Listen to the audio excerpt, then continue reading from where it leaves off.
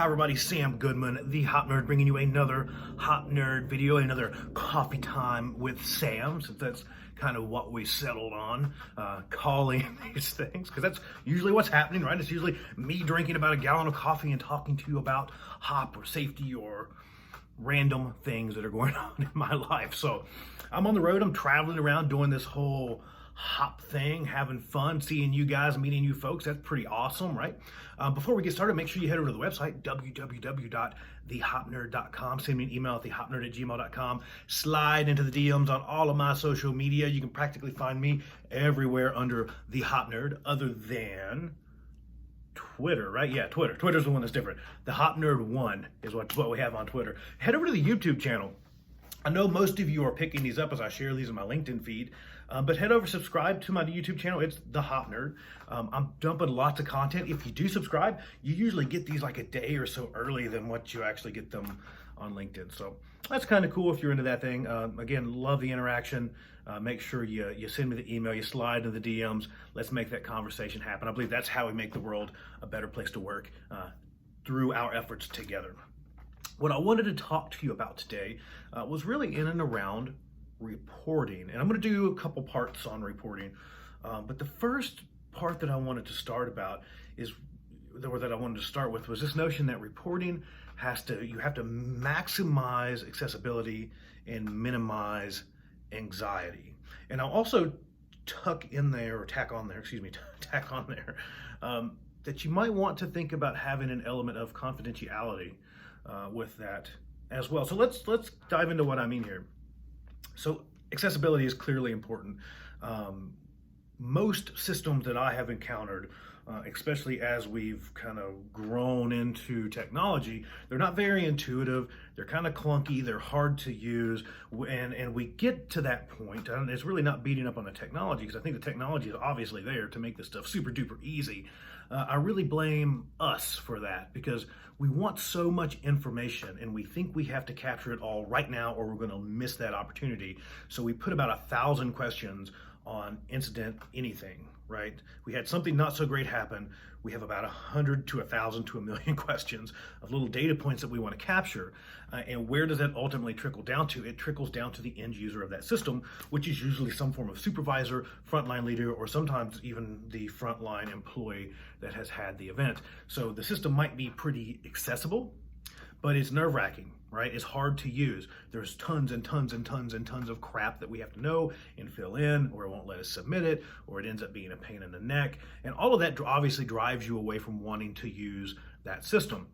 So we have to work on the accessibility piece, the ease of use. We have to make sure that it's something that folks will actually get their hands on and use and be okay using.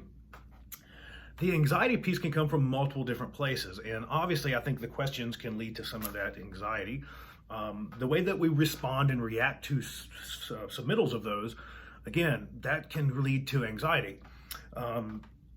Tell me if this story sounds familiar, and I can just say as a safety professional, this has happened to me quite a bit, to where folks will send me a draft of their narrative or their event report prior to submitting it, just to make sure that it sounds like it's not going to get anybody in trouble. That's not a healthy place, I don't think, to be in, right? I just don't feel that that's a very great place. But you probably have similar stories. So what happens is, due to all that anxiety and due to the way that organizations have reacted to events, we get to where we begin to really manage stories rather than getting into the real deal stuff and trying to get down to learning. Again, the majority of that comes from the way that we have reacted, and in some cases continue to react. Again, if we're changing that method or changing how we react, we have to really continue to demonstrate and prove that, and we'll dive into that in one of the other parts. And then this whole notion of maybe thinking about making it somewhat confidential. I did not say anonymous, and I did say confidential, two completely different things, right? And maybe just limiting who has access to knowing who was involved in that event. It could be something as simple as routing that through your safety team. Don't throw rocks at me. I know we do a ton of stuff. We don't need one extra thing on our plate, but you get where I'm going, maybe through some form of third party in your organization, to where it's not as just free reign open to the world to say, let me go click on this and see who this was. We have a tendency of memorializing events especially if there's a certain level of severity. And oftentimes when that certain level of severity meets reporting thresholds with regulators, we like to memorialize those things. I can think in particular of certain places where I have been, where because something had become a recordable, and you ask them when their last recordable was, they'll say, oh, that was January 3rd, John Doe Day. they'll have the person's name that was involved. That was blah, blah, blah, whoever's day when he had that recordable. And we memorialize those. We continue to talk about this, both informally and formally, usually, through our communications and on and on and on and on. So you get where I'm going with that. Things need to be accessible, and they need to be easy to use.